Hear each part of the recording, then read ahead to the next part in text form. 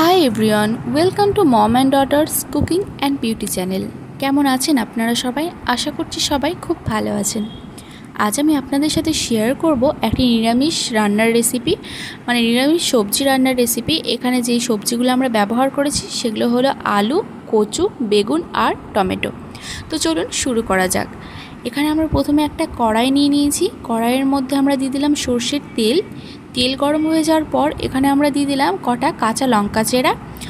এবার এগুলো দেওয়ার পর আমরা এর মধ্যে অ্যাড করলাম পেঁয়াজ। পেঁয়াজগুলো কিন্তু একটু বেশ কিছুক্ষণ ধরে আমরা হালকা করে মানে গোল্ডেন ব্রাউন করে ভেজে নেব।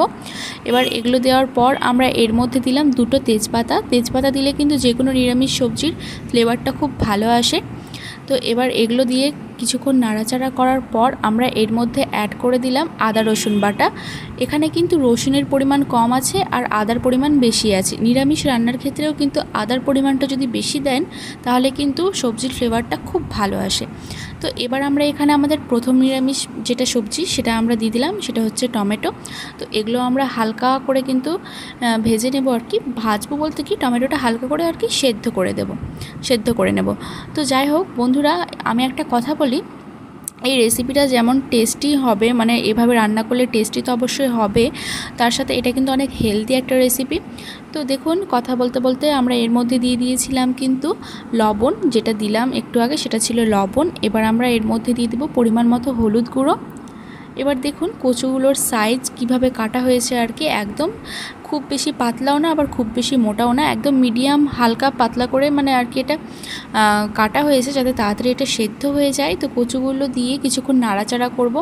আমরা কিন্তু সবটা নিরামিষ সবজি একসাথে দিয়ে দিইনি, একে একে দিচ্ছি। প্রথমে যেমন টমেটো দিলাম, সেটা কিছুক্ষণ মানে ভেজে নেওয়ার পর আর কি, বা কষিয়ে নেওয়ার পর এখানে আমরা কিন্তু কচু দিলাম, মানে একে একে আমরা দেব। এবার কচুটা দেওয়ার কিছুক্ষণ পর আমরা এর মধ্যে দিয়ে দিলাম কিন্তু আলুগুলো একেবারে হালকা মিডিয়াম আর কি পাতলা করেই কাটা হয়েছে, খুব বেশি মোটাও না আবার খুব বেশি পাতলা না আর কি, মিডিয়াম সাইজ করে কাটা হয়েছে। এবার বেগুনটাও দেখুন আমাদের একদম ফাইন করে কাটা হয়েছে। এটা কিন্তু একটু পাতলাই বললে চলে, যাতে তাড়াতাড়ি সেদ্ধ হয়ে যায়।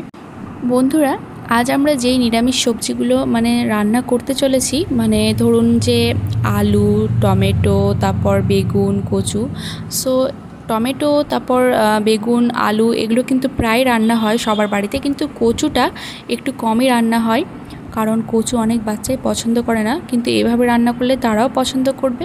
তো দেখুন, এবার আমরা এর মধ্যে ধনে গুঁড়ো আর কি দিয়ে দিয়েছি, যেটা দিলাম একটু আগে সেটা ছিল ধনে গুঁড়ো। আর এবার আমরা এর মধ্যে অ্যাড করে দিলাম কাশ্মীরি লঙ্কা গুঁড়ো। এতে কিন্তু ফ্লেভারটাও ভালো আসবে আর কালারটাও ভালো আসবে।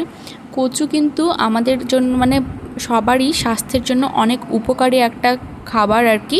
কচু খেলে রক্ত পরিষ্কার থাকে।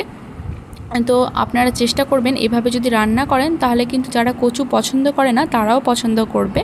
যেমন আমি নিজেই কচু পছন্দ করি না, বাট মা যখন এভাবে রান্না করেছিল আমি খেয়েছি, আমার ভালোও লেগেছে।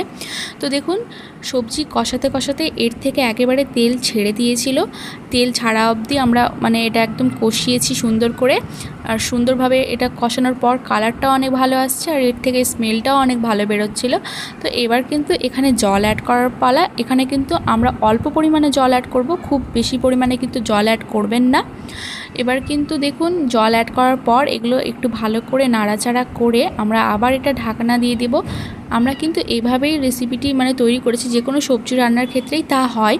কিন্তু এমনি যদি রান্না করেন, তো যদি ভাবেন যে ভালো মতো কষাবেন না, সেই ভুলটা কিন্তু করবেন না, তাহলে কিন্তু ফ্লেভারটা ভালো আসবে না। তো তেজপাতার কাজ আমাদের শেষ, তেজপাতা দুটো উঠিয়ে নিলাম আর এবার ঢাকনা আবার দিয়ে দেওয়া হয়েছিল। তারপর শেষের দিকে দিয়ে দিলাম জিরে গুঁড়ো। আবার জিরে গুঁড়ো দেওয়ার পর এগুলো ভালো মতো মিক্স করে নিতে হবে। আবার ঢাকনা দিব, আবার আমরা এটাকে তুলে নাড়াচাড়া করব।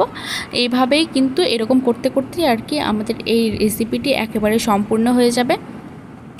তো যাই হোক, আবার আমরা ঢাকনা দিয়ে দিয়েছিলাম। দেখুন, এখান থেকে আমি দেখাচ্ছি, মানে আমি না, সরি মা দেখাচ্ছে, আমি তো জাস্ট ফোনটা হাতে ধরে আছি। তো এখানে দেখুন কচুগুলো কিন্তু ভালো মতো সেদ্ধ হয়ে গেছে, কিন্তু এটা খুব গরম থাকার কারণে একটু অসুবিধা হচ্ছে দেখাতে। একটু যখন এটা ঠান্ডা হবে তখনই আপনাদের দেখানো হবে। এবার আমরা শেষের দিকে একটু চিনি অ্যাড করে দিলাম, যেহেতু টমেটো দেওয়া আছে আর এখানে ধরুন লবণও ঠিকঠাক দেওয়া হয়েছে, তো চিনিটাও দিলে পারে না টক ঝাল মিষ্টি একটা বেশ ব্যাপার থাকে আর খেতেও খুব ভালো লাগে। তো এবার এটা ঢাকনা দিয়ে দিলেই এটা রেডি হয়ে যাবে। গ্যাসটা একেবারে অফ করে দেওয়া হলো আর তৈরি হয়ে গেছে আমাদের এই স্পেশাল নিরামিষ রান্নার রেসিপিটি, তো নিরামিষ সবজি রান্নার রেসিপিটি। তো যাই হোক, কথার মধ্যে আমার কিছু ভুল হয়ে গেলে কিছু মনে করবেন না। তো এবার কিন্তু দেখুন মা দেখাচ্ছে কচু একটা নিল চামচে করে, একদম এটা কি সুন্দর সেদ্ধ হয়ে গেছে ভিতর থেকে দেখুন। তো এভাবে যদি আপনারা কেটে তৈরি করেন তাহলে কিন্তু খুব তাড়াতাড়ি কিন্তু মানে এটা তৈরি হয়ে যাবে। তো যাই হোক, ভিডিওটি ভালো লাগলে অবশ্যই কিন্তু লাইক করে দেবেন আর আমার চ্যানেলটা সাবস্ক্রাইব করতে ভুলবেন না।